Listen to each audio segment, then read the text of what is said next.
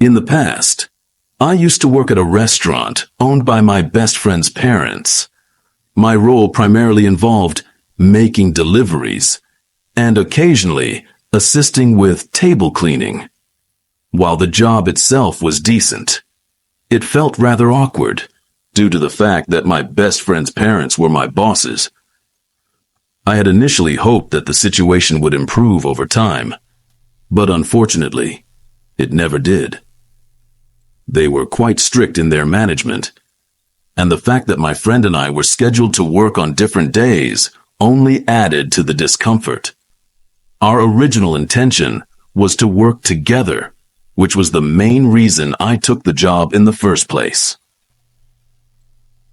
This particular incident occurred during my third and final month at the restaurant. It started as a typical evening with a series of quick deliveries, but as the night progressed, the pace significantly slowed down. My friend's dad, who was also my employer, expressed his displeasure when things were slow.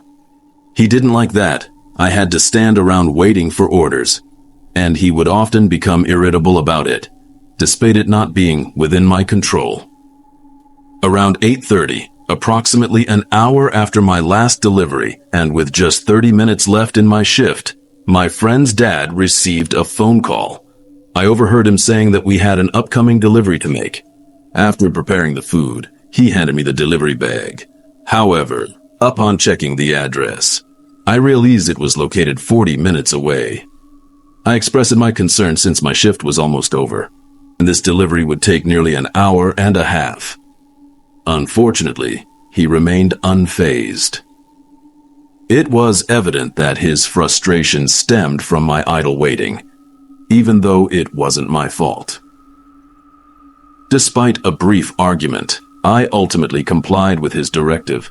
The delivery destination was quite far for our small town, and I was unfamiliar with the address. As I approached the location, I found myself 2 minutes away from my shift's end, and it was just before 10 p.m. During the journey, I hadn't encountered any houses nearby until the last moment of the drive. I turned onto a narrow street leading to a row of about 6 older houses. These homes appeared outdated and gave off an eerie vibe. I cautiously drove past each house, verifying their house numbers until I reached the correct one. I parked my car on the street next to the driveway. I must admit, the atmosphere of this place sent shivers down my spine. It was extremely isolated, and the houses seemed ancient and unsettling. After grabbing the delivery bag, I proceeded to the doorstep and rang the doorbell. Receiving no response, I attempted knocking. The late hour added to my growing impatience. While waiting, I noticed that no cars were present on the street or in any of the driveways, and none of the house lights were illuminated. I returned to my car and dialed the customer's phone number. Unfortunately, they did not answer. This left me pondering my next steps, as the customer hadn't yet paid for the food, preventing me from simply leaving it on the doorstep. My attention was drawn to a light source moving within the house. I stepped out of the car and observed as the light traveled through the downstairs windows and toward the front door. Suddenly, it extinguished. A short moment later, the door creaked open, revealing a young man in his early 20s standing in the doorway. He clutched a large flashlight in one hand and a grocery bag in the other. I approached the young man and inquired if he had placed the food order. He responded with a nod, apologizing for the delay in answering the door. I assured him that it was not a problem and attempted to hand over the bag. However, he indicated that his hands were full, requesting me to place the food on the kitchen table. Initially, I wondered if he was joking, as he could have easily set aside the flashlight or grocery bag temporarily. Yet, it became evident that he was entirely serious. Glancing inside, I sensed that something about this place was rather unusual from the brief view of the entryway. The entire place was covered in dust and had an empty look to it.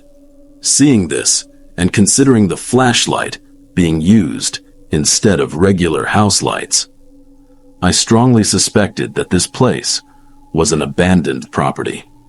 The man was still waiting for my response, but I quickly said, "I'm in a hurry. If you could make a quick payment, I'll leave the bag on your porch." My response didn't sit well with him, and his displeasure was evident on his face. He set down the grocery bag and took a step out of the doorway onto the porch. I took a step back to create some distance between us. There was something in his eyes that made me believe he was about to do something, and I didn't want to stick around to find out. I dropped the bag and sprinted back to my car, driving away while the man observed me intently from the porch. I was visibly shaken for most of the drive back, unsure of what had just transpired. However, when I informed my friend's dad about the incident, he seemed more concerned about my failure to collect payment from the man. That was the final straw for me, and I quit right then and there.